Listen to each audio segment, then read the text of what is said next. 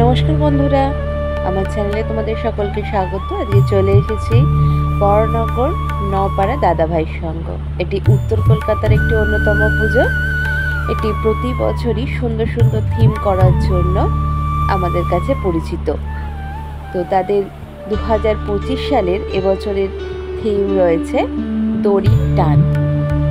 তো বাইরে থেকে প্যান্ডেলটা ঠিক এরকম, খুবই সুন্দর। তবে বাইরে থেকে যে ভেতরের অংশটা বোঝা যাচ্ছে না। তবে আস্তে আস্তে চলো আমরা ভেতরে যাই, দেখি ভেতরের অংশটা কেমন।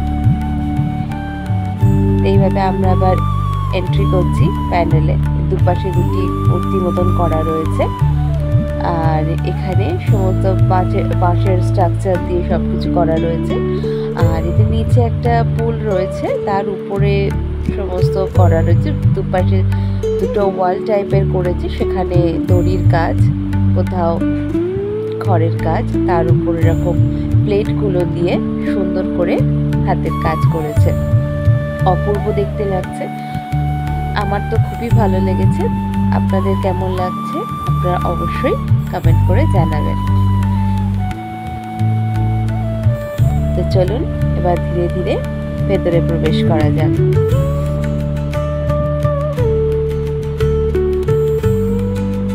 আমরা প্রায় ভেতরে চলেই এসেছি।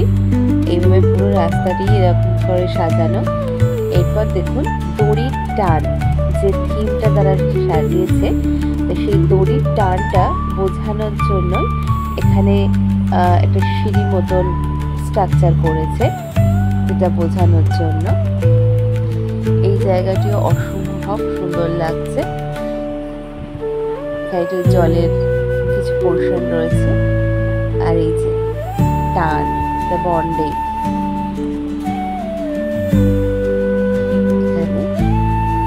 এক সুতোয় বাঁধা সম্পর্ক।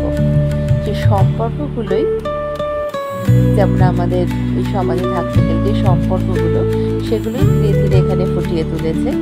আর এই প্যান্ডেলটি কিছু পুরনো আসবাবপত্র দিয়ে সাজিয়েছে, সেগুলিও অনবদ্য লাগছিল দেখতে।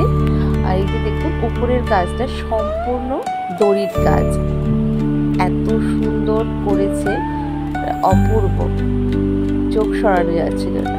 তা প্রথমেই এইটি দেখুন, একটা স্ট্যাচু, স্বামী স্ত্রী দুজনে মিলে বসে আছেন টেবিলের সামনে, তারা কিছু হাতের কাজ করছে। প্রত্যেকটি স্ট্যাচুই খুব সুন্দর করেছে। তারপর এইটি একজন কুমোর, সে মাটির কাজ করছে, সেটিও একটি বাচ্চা। একটা বাচ্চার সাথে তার বাবার সম্পর্ককে এখানে বুঝিয়েছে। এরপর আমরা পরেরটিতে চলে যাব। এই উপরের কাজটি আমার ভীষণ ভালো লেগেছে। এরপর এখানে মধ্যিখানে একটা সিলিকনের স্ট্যাচু বানিয়েছেন, যে একটা বোঝা যাচ্ছে একজন মহিলা, বয়স্ক মহিলা, তিনি একটি খাটিয়ার ওপর বসে রয়েছেন। এটি অপূর্ব লেগেছে, দেখে বোঝাই যাচ্ছিল না যে কোনো স্ট্যাচু ওখানে রয়েছে। মনে হচ্ছিল যেন একদম সত্যিকারের একজন মানুষ বসে আছেন। কি অপূর্ব কাজ শিল্পীর। এরপরেই আমরা চলে যাচ্ছি এখানে একটি মেয়ে, মানে এখানে নাতনি আর দিদার একটা সম্পর্কের দেখিয়েছে।